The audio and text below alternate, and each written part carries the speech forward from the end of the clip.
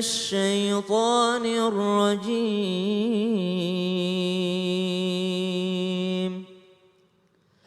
بسم الله الرحمن الرحيم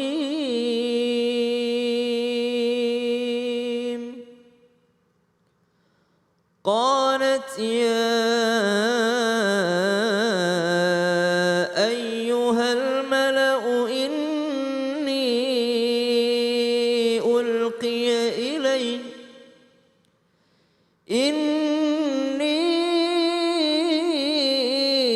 ألقي إلي كتاب كريم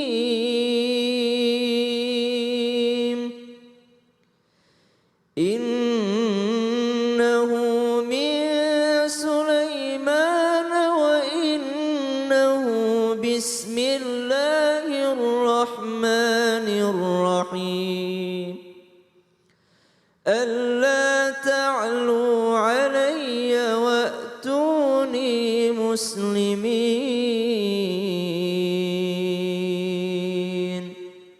صدق الله العظيم.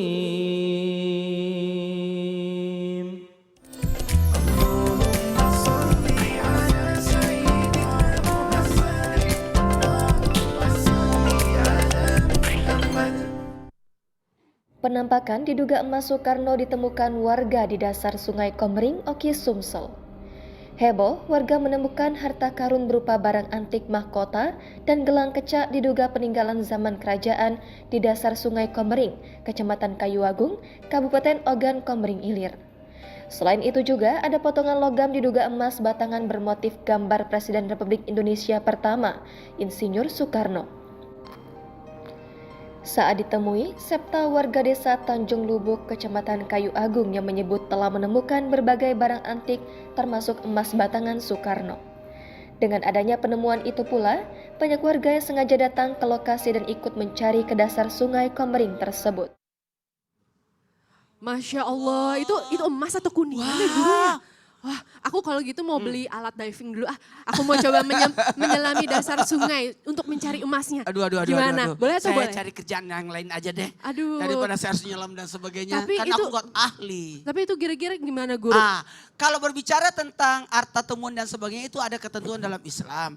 Nah, kalau berbicara tentang harta, ketahuilah harta itu adalah ujian buat kita. Jadi jangan berkata sakit itu ujian, kemudian derita itu ujian. Tidak, justru bisa jadi harta itu jadi ujian buat juga. kita. Wow. Apakah harta itu membuat kita jadi sombong?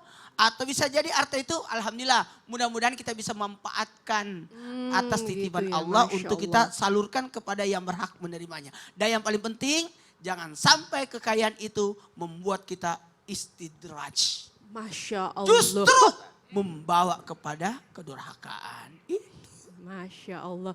Jadi harta itu bukan semata-mata karena Bukan. rezeki ya, tapi bisa jadi ujian juga untuk kita ya. Tapi Masya sebenarnya Allah. gini, mohon maaf kepada semuanya.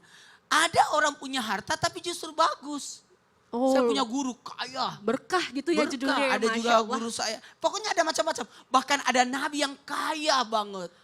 Kalau gitu aku bahas dulu di depan ya guru. Boleh, Punten ya silakan. sama jamaah yang di studio nih, Masya Allah. Assalamualaikum warahmatullahi wabarakatuh. Waalaikumsalam warahmatullahi wabarakatuh. Jamaah. Yeay. Oh jamaah. Yeay. Alhamdulillah. Alhamdulillahirabbil alamin. Allahumma sholli ala Sayyidina Muhammad wa ala ali Sayyidina Muhammad. Masya Allah jamaah, kita bertemu lagi di Islam itu Indah ya. Insya Allah kita akan belajar bersama lagi dan mudah-mudahan kita akan mendapatkan ilmu yang berkah. Amin ya rabbal alamin. Alhamdulillah kita bertemu kembali juga dengan guru-guru kita yang Masya Allah luar biasa. Dan tentunya jamaah yang di studio nih yang luar biasa. Semangat tepuk tangan dong untuk kita semua. Masya Allah. Betari doain semua jamaah yang di studio dan jamaah yang di rumah ya. Termasuk golongan orang-orang yang kaya raya jadi sultan. Amin ya rabbal. Tapi kalau ngomongin sultan nih ya, pasti apa ya kira-kira yang terlintas di benak kita?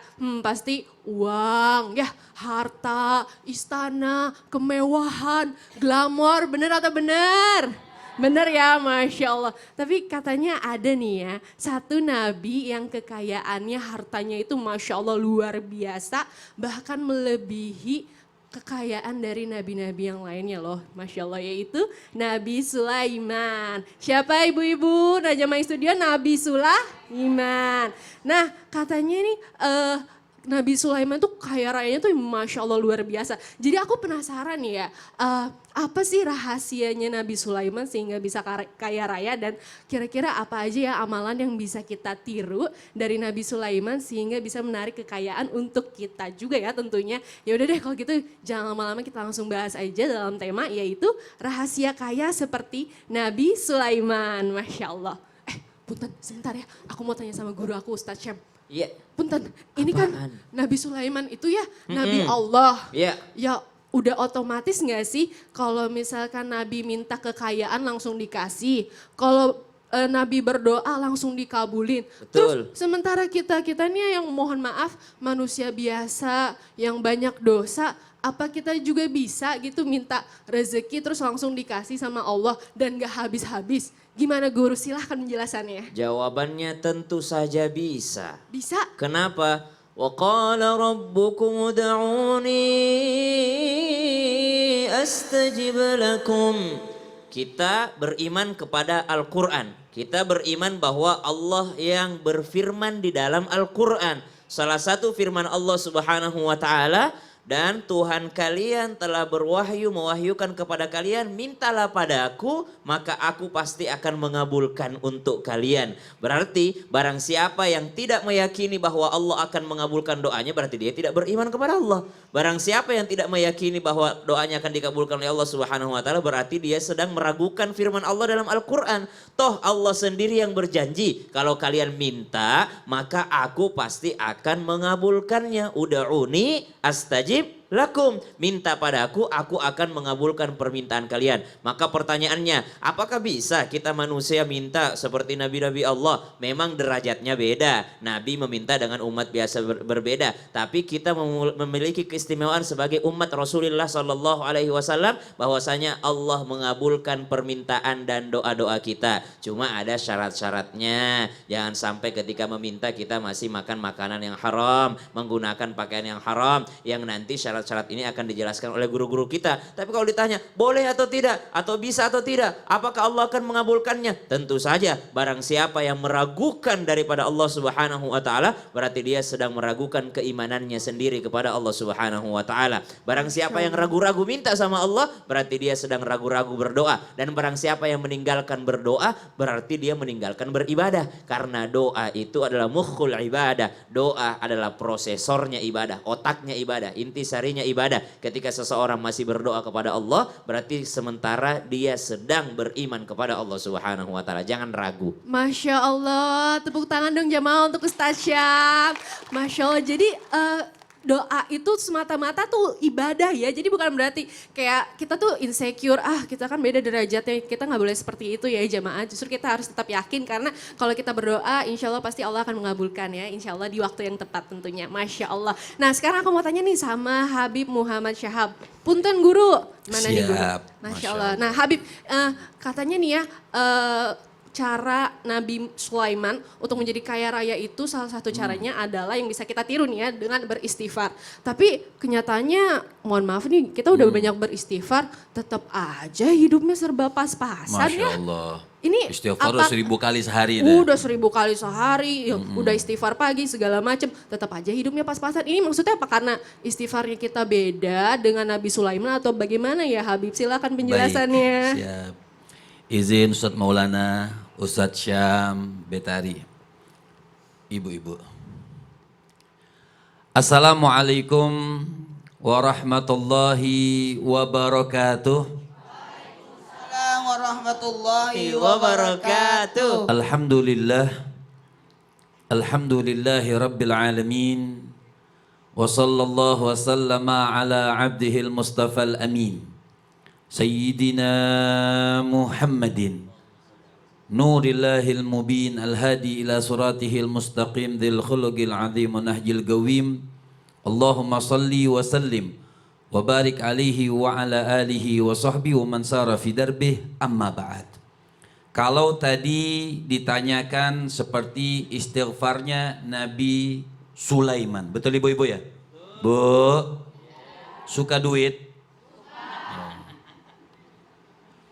Artinya orang itu kalau istighfarnya, katanya Nabi Allah Sulaiman beristighfar. Yang dikatakan qala rabbighfirli wa habli mulkan la yanbaghi li ahadin min ba'di innaka antal wahhab. Artinya Nabi Allah Sulaiman minta kepada Allah, beristighfar kepada Allah, minta kekayaan, minta kerajaan yang tidak bisa ada yang membandingi kerajaan beliau. Innaka antal wahhab, karena memang engkau itu maha pemberi. Tapi Nabi Allah Sulaiman, apa kita juga istighfar? Misalnya kita ibu-ibu pulang, ya Allah aku beristighfar, minta kekayaan yang tidak bisa lebih kaya daripada aku. Masalahnya kita mintanya duit. Kalau Nabi Allah Sulaiman minta kekayaan untuk ibadah. Kita minta kekayaan memang niatnya buat kaya, Ustaz Sulaiman. Jadi kalau tanyakan beda atau tidak, istighfarnya sama, keyakinannya beda. Tadi juga di antara istighfar kita ditolak, tadi Ustaz Syam juga sudah menjelaskan. Artinya di dalam kitab Nafaisul Uluhiyah, Nafaisul Uluhiyah, di dalam kitab tersebut Al-Imam Al-Habib Abdullah bin Alawi Al-Haddad itu beliau mengatakan ada beberapa hal yang dikatakan fi masail sufiyah, artinya kitab uluhiyah fi masail sufiyah, itu beliau mengatakan di antara istighfar kita tidak menghasilkan pembuahan karena kenapa? Aklul harami walubsihi. Pertama, kita makan sesuatu yang haram, kemudian pakaian kita yang haram. Yang kedua, beliau mengatakan wali israli dzulmil ibad. Yang kedua, kita selalu suka mendolimi sesama manusia, baik mendolimi dengan perkataan kita atau dengan kesombongan kita. Jadi terkadang istighfar kita sama Nabi Sulaiman berbeda. Istighfarnya sama, hasilnya yang berbeda. Kemudian yang ketiga, apa kata Imamul Haddad? Beliau mengatakan qati alil arham. Orang itu suka mutusin silaturahmi, khususnya sama keluarga. Dia istighfar setiap hari, tapi sama keluarga dia tidak perhatian. Dia selalu memutuskan silaturahmi. Kemudian selanjutnya Imamul Haddad beliau mengatakan kita ini biasanya musyahin baina ikhwanil mu'minin wa hajiran lahum bighairil haq. Apa beliau mengatakan? Karena kita suka saling membenci betari. Jadi Masya Allah. sama ini benci, sama ini benci, sama ini benci. Walaupun kita istighfar terus Iya, ya. kadang-kadang suka apa memfitnah, mengadukan hal-hal yang tidak bermanfaat dengan sebab hasud, maka istighfarnya tidak diterima. Masya Allah. Jadi Bib, istighfarnya sama tapi keyakinannya beda itu juga Kualitas. beda. Seperti namimah, ngadu-ngadu kan gitu. Iya. Jadi misalnya kita kalau udah istighfar banyak pun juga tapi kalau misalnya niatnya kita beda, keyakinannya kita beda pasti juga hasilnya akan berbeda ya. Masya Allah. Betul. Terima kasih untuk Habib. Sama-sama. Penjelasannya tepuk tangan dong untuk Habib, jamaah. Masya Allah. Nah, buat jamaah yang di rumah dan jamaah yang di studio nih pasti udah nggak sabar kan pertanyaannya pengen dijawab nih sama guru-guru kita yang di sini. Yaudah deh kita langsung masuk aja yuk ke segmen Tanya Dong Ustadz. Kami semua tanya dong Ustadz. Masya Allah, jamaah yang di rumah sabar ya. Aku mau kasih kesempatan buat jamaah yang di studio dulu untuk bertanya. Ayo kira-kira siapa nih yang mau bertanya? Ibu-ibu, tete-tete, bapak-bapak siapa yang mau bertanya? Ayo tunjuk tangan, angkat tangan. Aku pilih yang paling semangat nih ya. Nah ini dia nih ibu yang berbaju ungu yang pakai kacamata. Boleh ibu silakan kemari ke sini mau bertanya apa? Sebuah hati-hati. Oh, Masya Allah. Mari bu silahkan. Perkenalkan dari mana dan pertanyaannya apa? Silakan Bu. Assalamualaikum warahmatullahi wabarakatuh. Waalaikumsalam warahmatullahi wabarakatuh. Saya Ibu Ai Mulyati dari Masjid Ta'lim Nurul Huda Cianjur. Mau bertanya kepada Pak Ustadz Maulana. Ya boleh. Bagaimana Nabi Sulaiman apakah sudah bekerja sebagai pedagang ataukah Nabi Sulaiman sudah Allah berikan sebelumnya sebuah kekayaan begitu Pak Ustadz. Mohon penjelasannya. Masya Terima Allah. kasih. Wassalamualaikum warahmatullahi wabarakatuh. Waalaikumsalam warahmatullahi wabarakatuh. Berbicara Nabi Sulaiman. Nabi Sulaiman kerja nggak? Kerja nggak? Kerja apa Jawabannya enggak? kerja. Nah, Apa pekerjaan Nabi Sulaiman? Pokoknya ya, semua nabi-nabi mengembala kambing kan? Itu satu. Yang kedua, Nabi Sulaiman itu Masya Allah Tabarakallah memiliki ilmu yang luar biasa. Tahu bahasa semuanya. Bahasa manusia, bahasa binatang, bahasa jin. Itu hebat loh. Nah, ada lagi nih yang menarik. Ternyata Nabi Sulaiman itu pintar menganyam. Menganyam. Masya Allah. Iya, membuat tas. Lalu tasnya dijual di pasar. Jadi, mohon maaf, jadi semua nabi tidak ada yang berpangku tangan. Semua nabi bekerja. Jamaah.